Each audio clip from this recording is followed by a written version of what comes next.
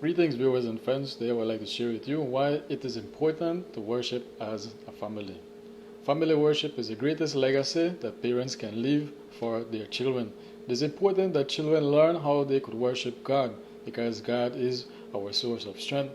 He is our source of wisdom, of power, and when we combine human effort with the divine, there is nothing unstoppable like this. When families worship together, parents are able to teach their children how to worship, and also they help them to experience true fulfillment of the worship experience.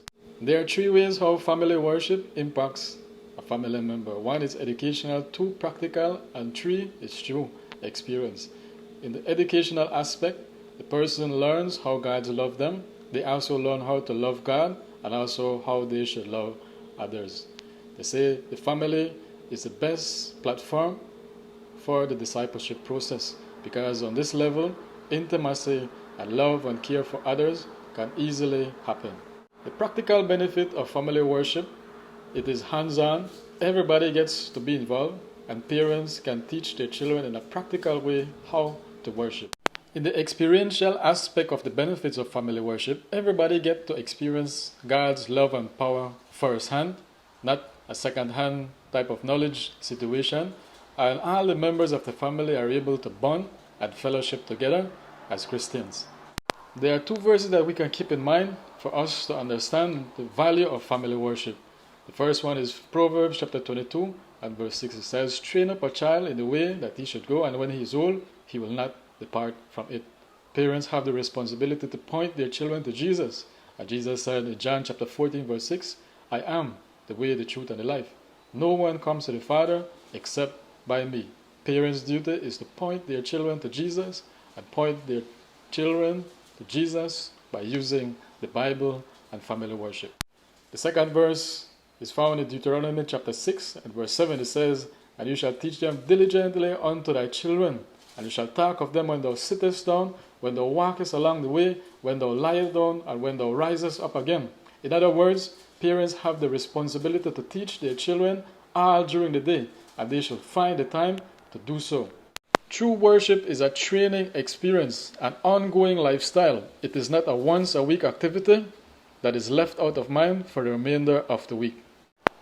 In Genesis chapter 28, the Bible tells us the story of a true worship experience. It tells us the story of Jacob while he was running away from home for fear that his brother would kill him after deceiving him.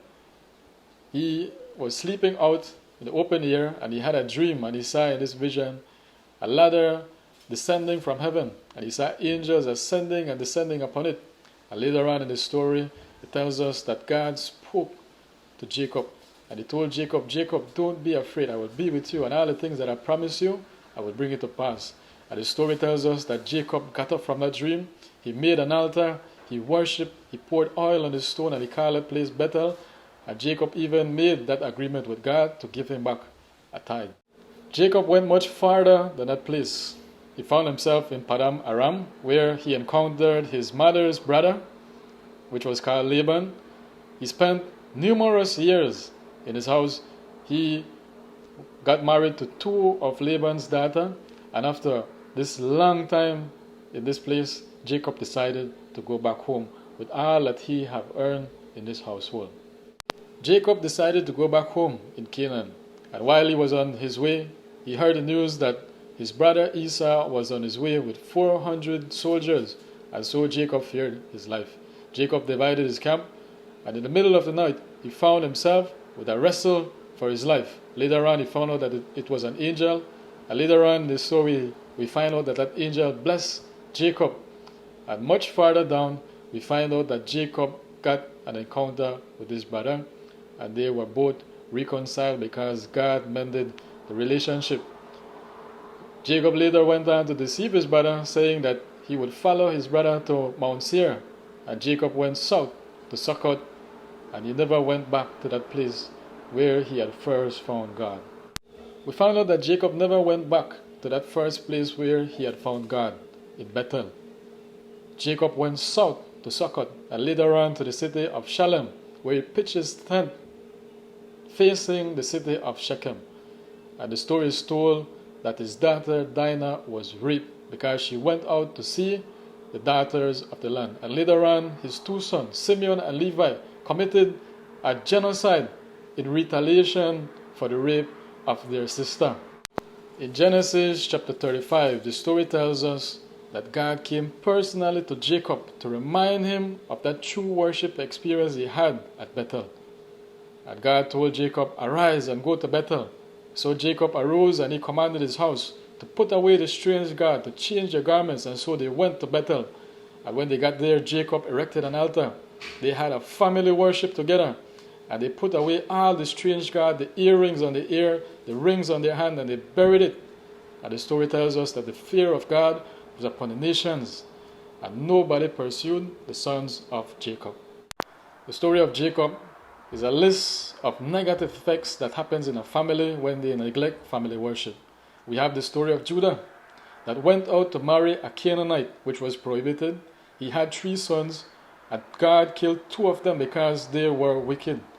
Later, after the passing of Judah's wife, he went out to sleep with a harlot who turned out to be his daughter-in-law. We find out the story of Dinah that was viciously raped by the prince of Shechem. And later on, 2 of Jacob's sons went after Shechem and the entire inhabitants of that city and committed a mass genocide. We also have the story of Reuben that went and slept with his father's own concubine. And we have the sad story of 11 brothers assaulting their younger brother and selling him into slavery. The long list of negative effects only led Jacob into a bitter period of his life where he wept and he desired to die. What is the true value of family worship? I want to ask the question, what can you truly lose by worshiping as a family?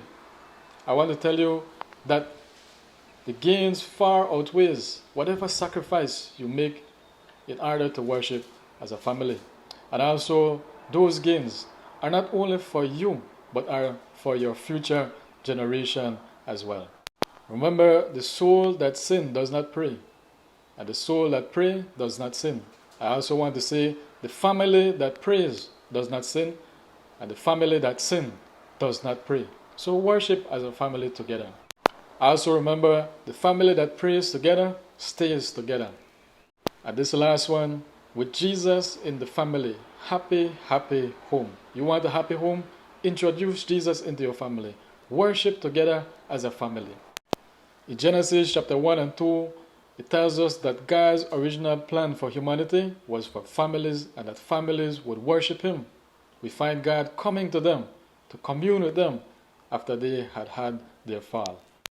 God's plan today is still for families, and that families would worship Him. True success is the human effort united with divine aid. God's call today is for individuals, but as He calls individuals, God also calls that individual to bring along with Him his family. We have the example of when God called Abraham. God was calling an entire race. When God was calling Jacob, He was calling an entire household. When God called David, it was also the house of David. And when Jesus came, He called 12 apostles that would later be identified as His family. Today I want to say that Jesus is coming back for families. So why not get yourself and your family prepared? Why not begin family worship today? Your life can be greatly changed. In the early church, the apostles went from house to house and they had family worship together with each families. It is said that in every era, the Christian family has been organized as a house of prayer, and prayer is essential to the Christian livelihood. In conclusion today, I want to say that worship is for family what breath is for your body. If you stop breathing, you die. And if you stop worship as a family, you can only hope that you will fall apart. But if you want to keep your family together, keep on worshiping the God of heaven that promises to hold your family together, especially during times of crisis. So what does family worship include? What does it involve? It is simple. You pray, you sing a couple songs, you have a short meditation using the Bible, and you have a closing prayer with your entire family. Make it simple. Make it impacting. God will make a difference for your family. Remember today to stay safe, stay together, stay at home. God bless.